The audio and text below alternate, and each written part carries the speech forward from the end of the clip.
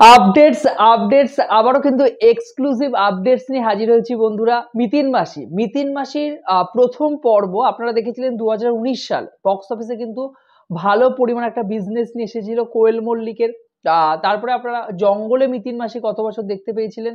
এবছর মিতিন মাসি পার্ট 3 একটি খুনের সন্ধানে মিতিন, এই সিনেমাটা কিন্তু আসতে চলেছে। হ্যাঁ, আজকে একটি বড় সংবাদপত্রের তরফে কিন্তু জানিয়ে দেওয়া হয়েছে অরিন্দম শীল মিতিন মাসি পার্ট 3 নিয়ে কিন্তু এক্সাইটেড, তিনি কিন্তু সিনেমাটা তৈরি করছেন। তবে গত বছর ক্যামেলিয়া প্রোডাকশন হাউসের তরফে সিনেমাটা তৈরি করা হয়েছিল, এবছর কিন্তু সুরিন্দর ফিল্মস তার ব্যানারে কিন্তু সিনেমাটা তৈরি হচ্ছে। তো মিতিন মাসি 3 নিয়ে কথা বলবো ডিটেলসে। তারপরে কিন্তু খাদান নিয়ে এক্সক্লুসিভ আপডেটস রয়েছে।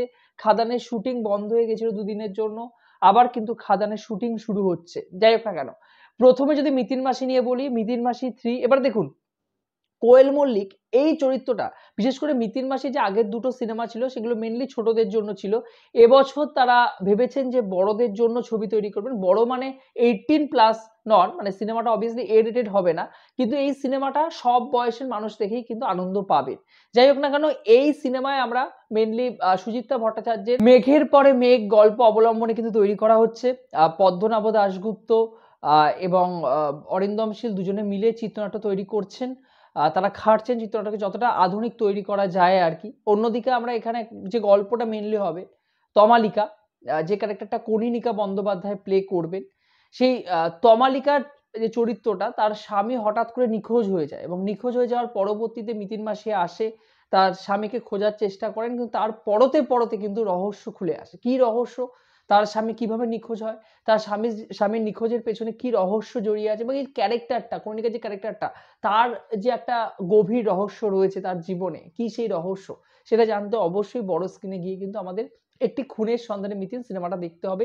মিতিন মাসি 3 নম্বর সিনেমা আর কি, ফ্র্যাঞ্চাইজি 3 নম্বর সিনেমা। আমি কিন্তু এক্সাইটেড হয়ে রয়েছি, যদিও গত বছরের সিনেমাটা আমার মোটামুটি লেগেছিল, এই সিনেমাটা কিন্তু আমি এক্সাইটেড। তিনের স্বামীর চরিত্রে কিন্তু আমরা শুভ্রজিৎ দত্ত, মানে পার্থ চরিত্রে শুভ্রজিৎ দত্তকে দেখতে চলেছি। এবারে সোনার কেল্লায় যখের ধন যে সিনেমাটা আসতে চলেছে, ওই সিনেমাটা কবে রিলিজ করবে সেটা কিন্তু কোনোভাবে বলা হয়নি। হয়তো পুজোর আগেই সিনেমাটা রিলিজ করবে, এবং সুরিন্দর ফিল্মস পুজোতে কিন্তু এই সিনেমাটাকে রিলিজ করবে না, কারণ শাস্ত্রী, যেটা সোহমের প্রোডাকশন হাউস এবং তারা একসাথে কাজ করছেন, সেই শাস্ত্রী কিন্তু পুজোতে রিলিজ করছেন। তো সুরিন্দর ফিল্মস এই ফিল্মটাকে আমার মনে হচ্ছে বড়দিন টার্গেট করছেন, তারা বড়দিন বা তার আগে পরে কিন্তু রিলিজ করবে, অর্থাৎ বছরের শেষ দিকে তারা রিলিজ করবে। এবং আমার মনে হয় ফ্যামিলি অডিয়েন্স এই সিনেমাটা সেই সময় নেবেন, গ্রহণ করবে। এই সিনেমার গুরুত্বপূর্ণ চরিত্রে আমরা সাহেব চট্টোপাধ্যায়কে, গৌরব চক্রবর্তী, অনুষ্কা মজুমদার, দুলাল লাহিড়ীর মতো কিন্তু অন্যান্য গুরুত্বপূর্ণ শিল্পীরাও কিন্তু এই সিনেমায় থাকবে। তবে যেটা সব থেকে বেশি এক্সাইটমেন্ট ক্রিয়েট করা নিউজ, সেটা হলো জওয়ান পাঠানের যে অ্যাকশন ডিরেক্টর আর কি, সুনীল রডরিক্স, তাকে আনা হচ্ছে অ্যাকশন করার জন্য। তো আমি কিন্তু এক্সাইটেড হয়ে রয়েছি অন্যদিকে অ্যাকশন দেখার জন্য, কারণ এর আগেও মিতিন মাসিতে কোয়েলের অ্যাকশন কিন্তু বেশ ইন্টারেস্টিং ছিল এবং দর্শক কিন্তু নিয়েছিলেন, বেশ মজা পেয়েছিলেন, কানেক্ট করেছিলেন ফ্যামিলি অডিয়েন্স, এবং মেয়েরা কিন্তু দারুণভাবে কানেক্ট করতে পেরেছিলেন।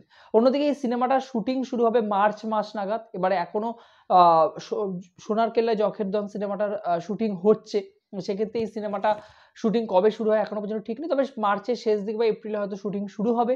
এই সিনেমাটা কলকাতার বিভিন্ন জায়গার লোকেশন ঠিক করা হয়েছে, সেখানে কিন্তু শুটিং হবে, এবং শাস্ত্রীয় সঙ্গীতের একটা বড় ভূমিকা থাকছে। তবে গানের মানে সঙ্গীতের দায়িত্বে কে থাকছেন এখনো পর্যন্ত কিন্তু ফাইনাল করা হয়নি। দেখা যাক সিনেমাটা বড়দিনে আসে কিনা, বছরের শেষ দিকে আসে কিনা, আমি কিন্তু এক্সাইটেড হয়ে রয়েছি জানার জন্য। আর আপনারা জানাবেন মিতিন মাসির পার্ট 3 জন্য আপনারা কতটা এক্সাইটেড হয়ে রয়েছেন। এবারে সেকেন্ড যে আপডেটসটা দেবো, খাদান সংক্রান্ত। দেবের খাদান সিনেমার শুটিং দুদিন হলো বন্ধ হয়ে গেছে, কারণ দেবকে আপনারা জানেন ইডির তরফে কিন্তু ডাকা হয়েছিল দিল্লিতে।